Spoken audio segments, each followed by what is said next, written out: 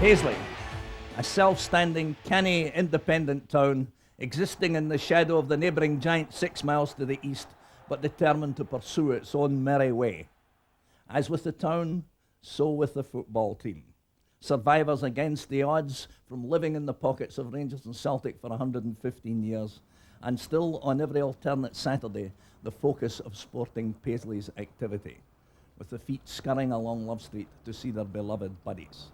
Today the ground lies in the shadow of Glasgow Airport, a modern stadium, but the beginnings were far different. You had to be a survivor in the Paisley of 1877, with its narrow streets, picturesque water which was lethal and disease-bearing. Sport was the Victorians' lung. Keep your eye on Paisley, Disraeli had said. I wonder if he had heard that St Mirren had decided to stop being a rugby football club, go to association, 2 members going to Harry McNeil's to buy the first ever ball. They may have bought 1 or 2 other things too, because Harry paid their train fare home to Paisley. They had walked there. First game Johnson Britannia, first match report with quaint phrases like the ball being carried into the stranger's ground, the stranger's goal being in danger, no danger of a break-in, 3 people there, receipts, tuppence, result 1-0 St Mirren.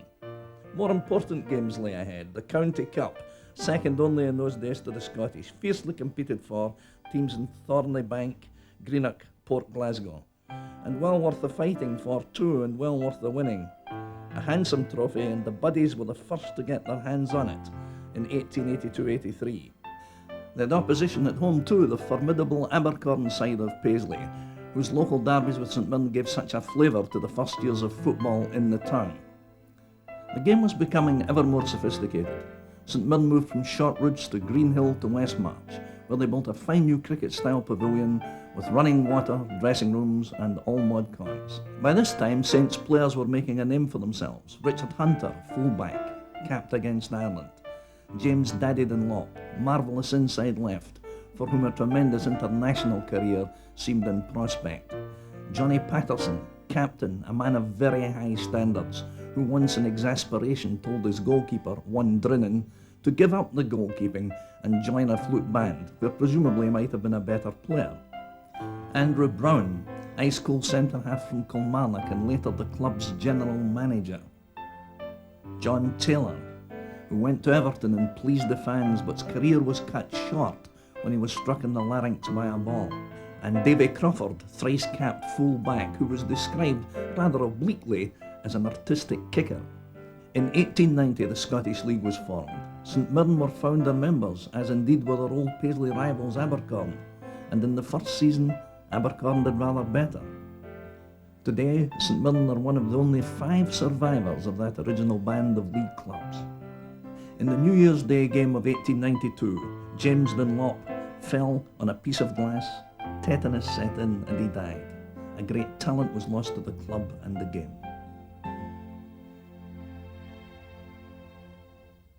Despite the loss of Dunlop, Saints adapted well to league football.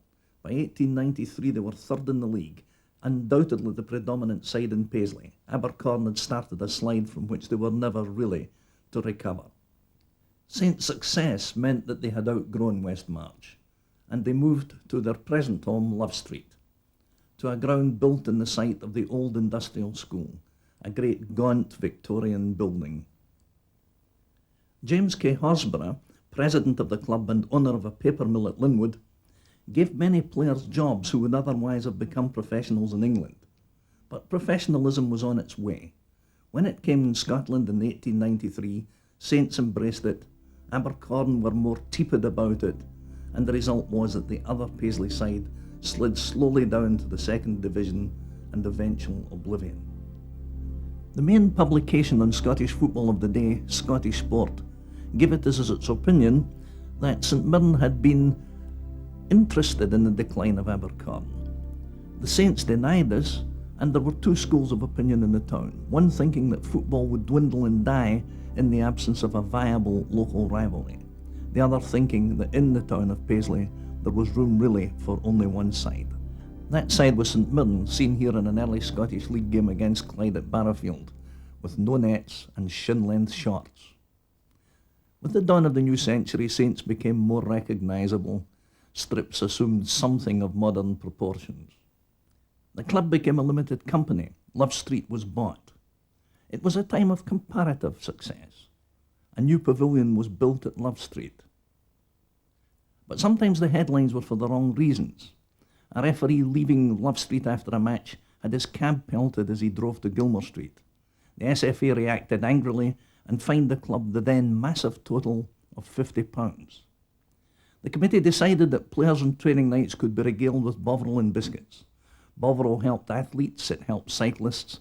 It did nothing for St Mirren at all in the short run, because when they got to their first ever Scottish Cup final at Hampden, they were thumped 5-1 by Celtic.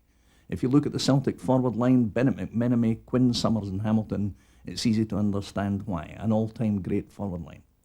Perhaps Saints should have been drinking Bogue's rheumatic rum, as advertised by the great Jimmy Quinn of Celtic. The occasional Bovril drinker was to be seen in the streets of Paisley, but with the advent of the First World War, the world was plunged into chaos. On a lesser extent, so too was football.